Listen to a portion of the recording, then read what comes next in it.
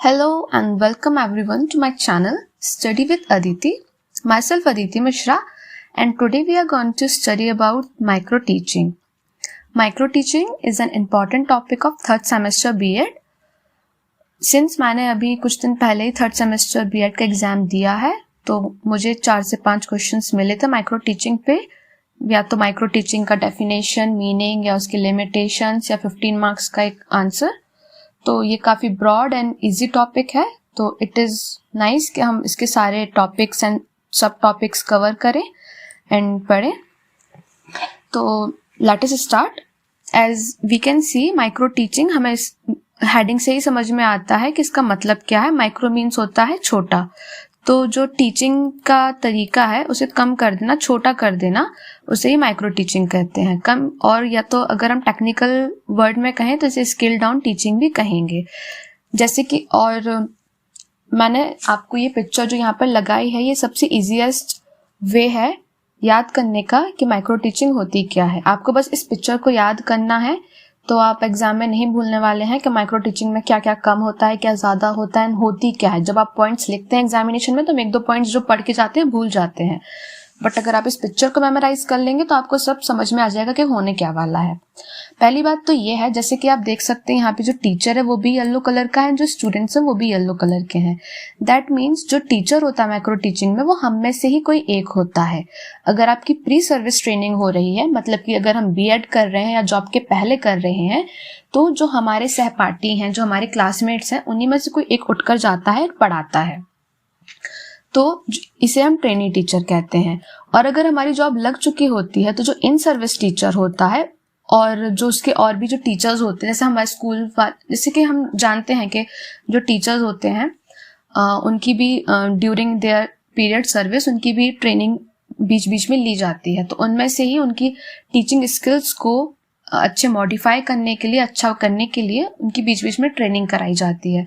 तो उनमें से ही कोई एक आते हैं और उन्हीं जो उनके सहपाठी हैं, कलीग्स हैं, उनको पढ़ाते हैं. इसे ही माइक्रो टीचिंग कहते हैं.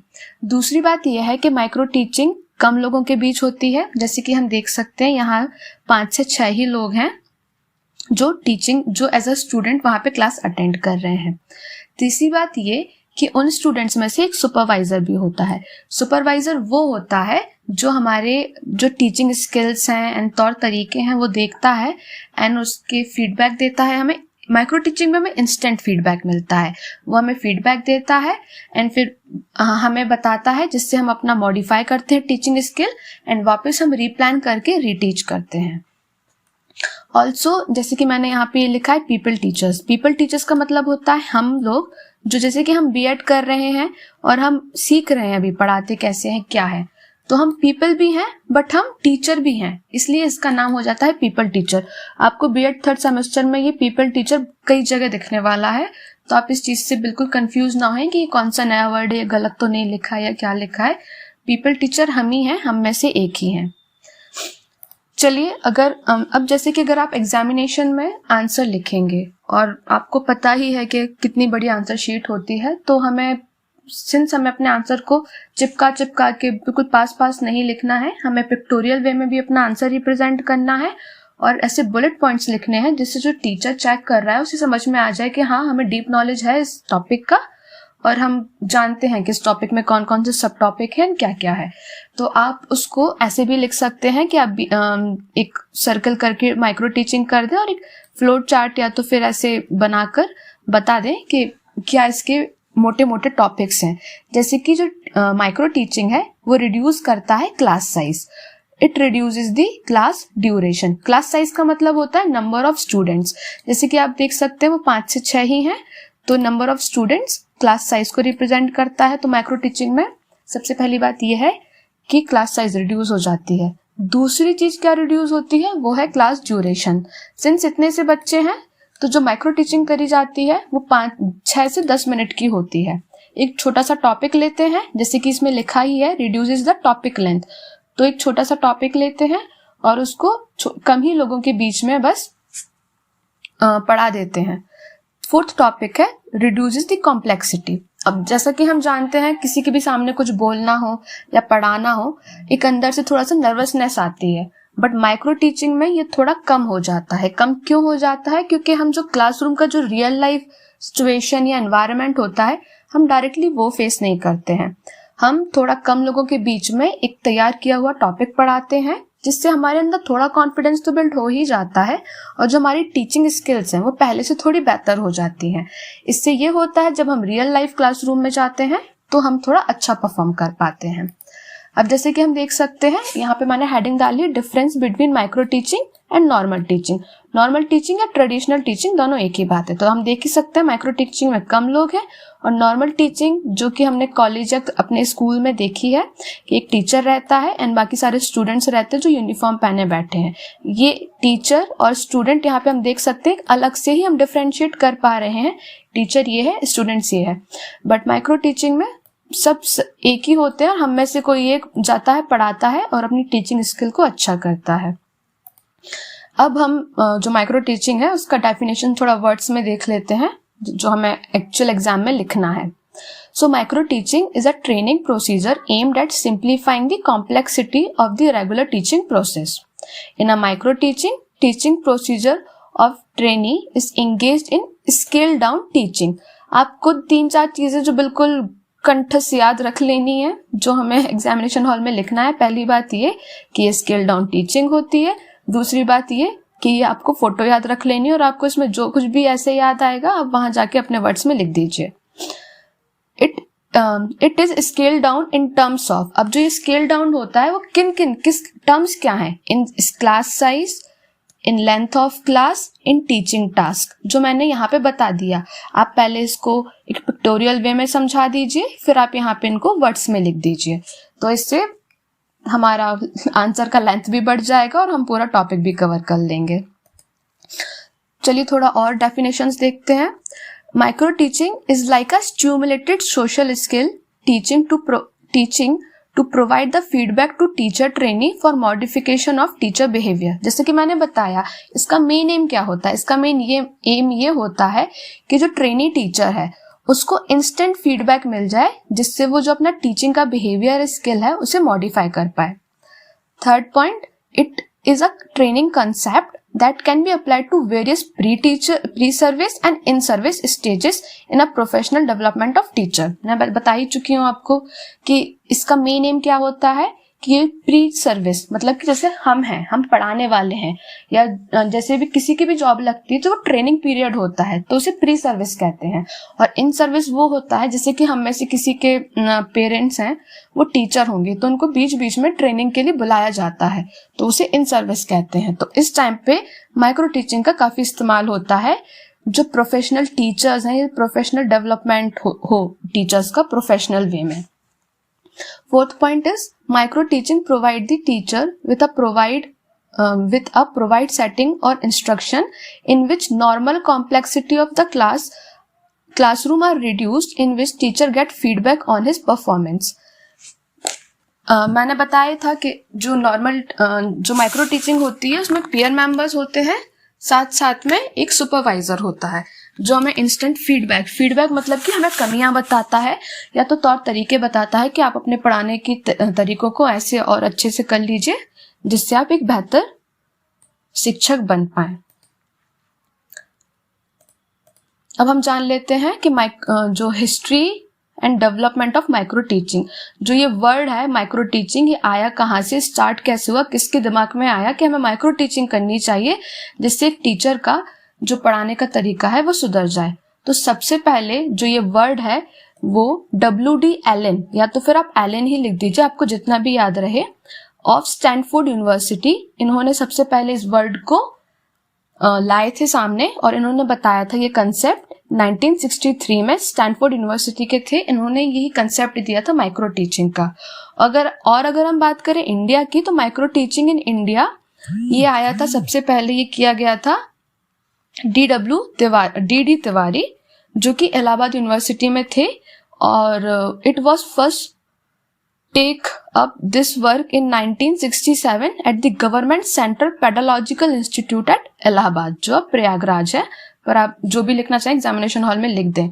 तो ये कुछ बहुत ज़्यादा बेसिक बातें हैं माइक्रो टीचिंग के बारे में। इसमें मैंने कुछ भी आपको कोई कठिन बात नहीं बताई, मैंने सरल से सरल शब्दों में माइक्रो टीचिंग को आपको समझा दिया है। पहली बात तो ये कि माइक्रो टीचिंग होती क्या है, इसे हम स्केल डाउन टीचिंग कहते हैं। इसमें क्या क्या रिड्यूस होता है, स्केल डाउन मतलब क्या हो गया, रिड्यूस। तो रिड्यूस से फिर आप उसको चेन बना के आप ये लिख सकते हैं। यहाँ पे आप ये भी लिख सकते हैं कि इंस्टेंट फीडबैक भी मिल जाता है। उसके बाद अगर आप चाहें पिक्टोरियल वे में थोड़ा सा इसका डायग्राम भी बना सकते हैं, तो आपका जो आंसर है वो और ज़्यादा अच्छा लगने लगेगा। उसके बाद फिर हम 3-4 डेफिनेशंस लिखेंगे, ये समझाएंगे कि स्केल डाउन होता किन टर्म्स में है, जैसे कि क्लास साइज हो गया, लेंथ हो गया। उसके बाद फिर अगर हम बात करें हिस्ट्री की, आया कहाँ से, तो ये हमने डिस्कस कर ही लिया है कि ये आया है Stanford university by D.W. Allen in 1963। आप ये ईयर जरूर याद करके जाएं।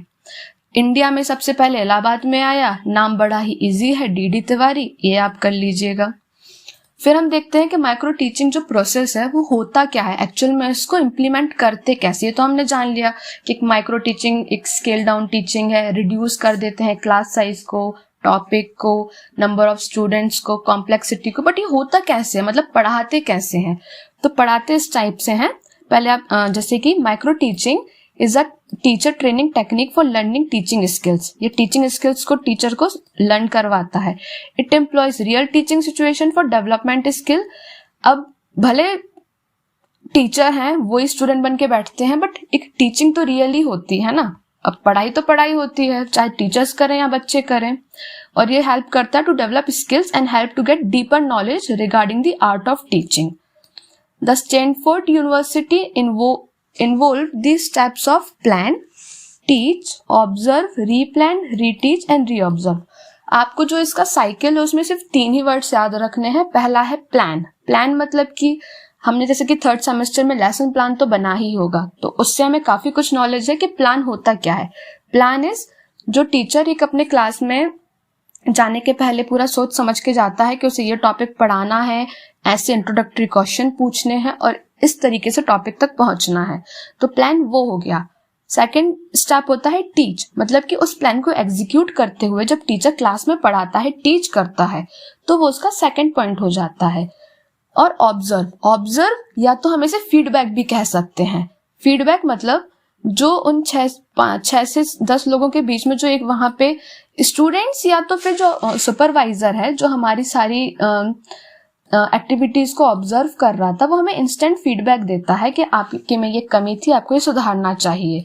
तो जैसे ही जो उस टीचर को पता चलता है कि उसके में ये कमी है, तो वो वापस रीप्लान करता है और वापस रीटीच करता है उसी साइकिल के। इसमें कोई गैप नहीं होता है, ये एक पूरा कंटिन्यूस साइकिल होती है जिसमें वो प्लान करता है, टीच करता है, उसे इंस्टेंट फीडबैक मिलता है। माइक्रो टीचिंग का ये सबसे बड़ा फायदा ये है कि उसे इंस्टेंट फीडबैक मिलता है।